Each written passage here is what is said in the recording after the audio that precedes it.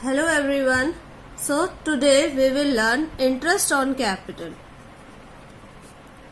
In our last lecture we have discussed the P&L appropriation account, and in the P&L appropriation account few topics are there. Out of that, first is IOC, second one is IOD, third one is salary, bonus and commission of partners. So जब हम P&L appropriation account बना रहे तो सबसे ज्यादा जो पहली चीज है वो इंटरेस्ट ऑन कैपिटल है. अब जब भी एक बिजनेस में कैपिटल क्या है, capital it is a sum और money which is introduce by the partner. So क्या करना है, कैपिटल बिजनेस में सबसे पहले तो देखो कब कब आती है, क्योंकि हमें निकालना है interest. We have to calculate interest. तो सबसे पहले तो एक क्या होता है, जो पहले से ही बिजनेस में अवेलेबल कैपिटल है, यानी बिगनिंग कैपिटल, जो कि आपको ऑलरेडी क्वेश्चन में दी होती है. उसके बाद क्या होता है, पार्टनर कभी भी बिजनेस में मिड ऑफ द बिजनेस, शुरू में, एंड में, किसी भी टाइम पर विड्रॉ कर सकता है कैपिटल को निकाल सकता है, विड्रॉ कर सकता है. ठीक है, जिसकी वजह से जो एनुअल कैपिटल है, कैपिटल के इंटरेस्ट में चेंजेस आ जाते हैं. तीसरी चीज हमारे पास है introduction of capital of new capital. तो ये तीन चीजें हैं जिसकी वजह से क्या हो रहा है, इंटरेस्ट ऑन कैपिटल में एनुअल चेंजेस आ रहे हैं. अब क्या है, अगर बिगनिंग कैपिटल है, और एक चीज और हमें पता है कि इन एब्सेंस ऑफ डीड जो इंटरेस्ट लगता है वो लगता है @ 6% पर एनम. अगर डीड नहीं है कोई, या डीड में कुछ भी नहीं दे रखा है कि इंटरेस्ट ऑन कैपिटल कैसे लगाना है, तो 6% पर एनम लगाएंगे. चलिए अब क्वेश्चन स्टार्ट करते हैं. क्योंकि हम बात कर रहे हैं पार्टनर्स की यहाँ पे, क्योंकि चैप्टर ही हमारा पार्टनरशिप को लेके है. तो हमने मान लिया कि एक बिजनेस में ए और बी दो पार्टनर है, और इनकी बिगनिंग में जो कैपिटल है वो है 4,80,000 एंड 3 लाख. चलिए ये तो हो गई बिगनिंग की कैपिटल की बात. अगर ऐसी सिचुएशन है तो अब हमने क्या करना है, इनका इंटरेस्ट ऑन कैपिटल निकालना है, IOC निकालना है. इनका IOC सिंपली निकल जाएगा, कुछ भी नहीं करना है हमें पता है कि सारे साल कैपिटल आपके पास रही थी, 6% पर एनम निकाल लेना है, और 30,000 पे 3 लाख पे 6% पर एनम निकाल लेना है. तो देखो 6% निकालेंगे, ये आ गया 6 is 48, कैरी 4, 6 4 24 और 2880 इंटरेस्ट ऑन कैपिटल. अब हम बात करें 3 लाख की, तो यही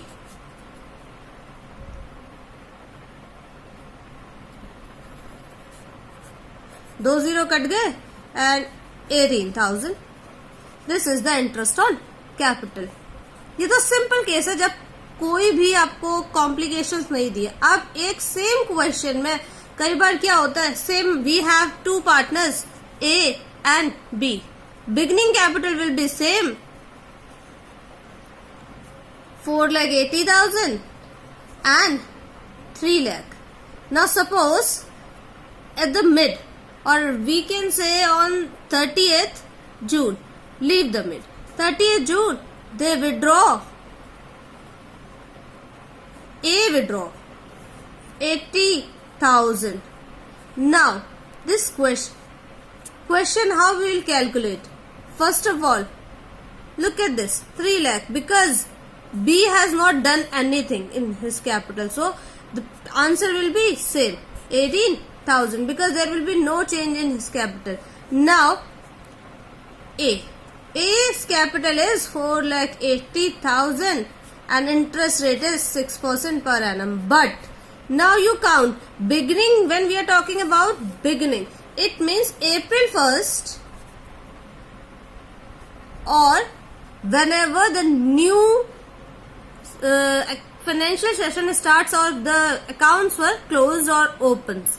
So basically फाइनेंशियल ईयर हमारा 1 अप्रैल से स्टार्ट होता है, और अकाउंट्स के 99% क्वेश्चन जो होते हैं 1 अप्रैल बेसिस पे होते हैं. बट इफ ये एक कैलेंडर ईयर है जो कि 1 जैन से स्टार्ट होगा, तो ट्रीटमेंट बदल जाएगा। अभी हम क्वेश्चन में दोनों ही तरीके से करेंगे। सो आई हैव एज्यूम्ड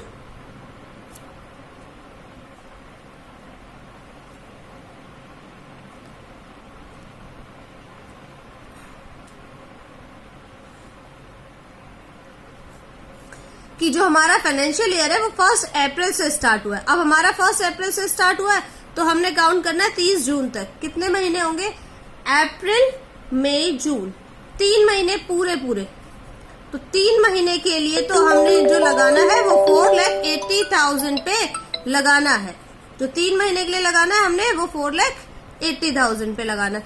और बाकी उसके बाद 4 लाख पर बाकी बचे हुए 9 मंथ का इंटरेस्ट चार्ज होगा। इस तरीके से हमारा जो फर्स्ट इंटरेस्ट आ गया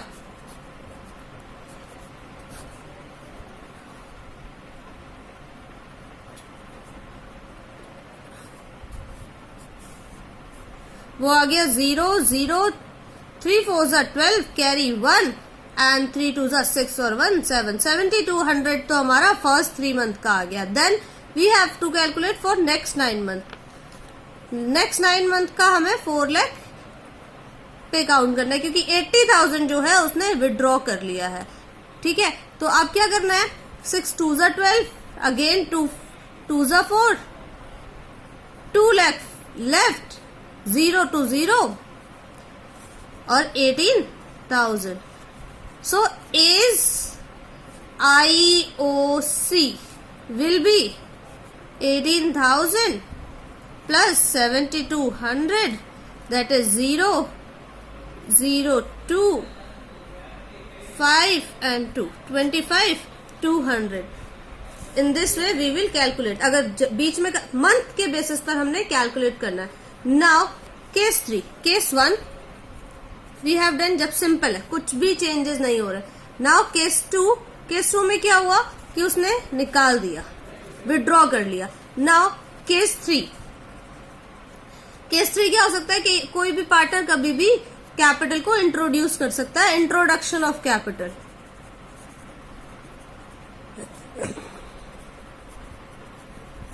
again we are assuming they decide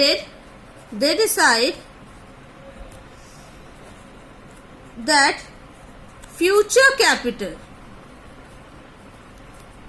will be 8 lakh and this will be and contributed equally by both। Now see, हमने बोला 8 लाख और 2 पार्टनर है हमारे पास और हमने बोला दोनों इक्वली इसको करेंगे, तो हाफ कर लिया हमने। पर पार्टनर कैपिटल जो हो गई हमारी 4 लाख हो गई। अब इस केस में हमने देखना है कि जो बिगिनिंग कैपिटल था पर जो ए का था वो था 4,80,000। तो अगेन ए के केस में क्या हो गया? विड्रॉन हो गया। एंड जो बी का कैपिटल था, बी का कैपिटल आपके पास जो ऑलरेडी था वो था 3 लाख। एंड ए को क्या करना है? अगेन 1 लाख इंट्रोड्यूस करना है बिजनेस में। 1 लाख ही has to introduced. So now what we need to do, so A's capital is 4 lakh which is already given, B's capital is 3 lakh that is already given, and we have said that 4 lakh and 4 lakh they will share the capital equally. So A needs to withdraw 80,000 and B need to introduce 1 lakh. Okay. The case of withdrawing 80,000 we have already solved, and we come to know that IOC will be 25,200. Now this case we need to solve. So there are 2 methods. First method is 3 lakh we have for 3 months, because in last question also we have assumed that they have withdrawn or introduced the capital on 30th June. हम ये ले रहे हैं question में। Date according to date these month will be vary. So 3/12 And after this 3 months, what happened? 4 lakh they have and 6%. Along with this 4 lakh they have for rest 9 months. Now if we will solve this, we will get 4500. See, 6 ones are 6, 6 twos are 12. So 3 lakh, 1, 2, 3, 4, 5, 2 0 will be cutted, 3000. Here we have 2. 2 ones are 2 and ones are 2, 5, 1500. 15 threes are 45. Okay, 4500. Now 6 twos are 12. 2 ones are. We have 2 lakh here. 0 to 0. 9 twos are 18. Total 0, 0, 5, 22, 500. So IOC of B is 22,500. So today we have learned 3 cases when already capital is given, when capital is withdrawn, and when capital is introduced. So on that basis you need to solve these 2 questions and find out the answers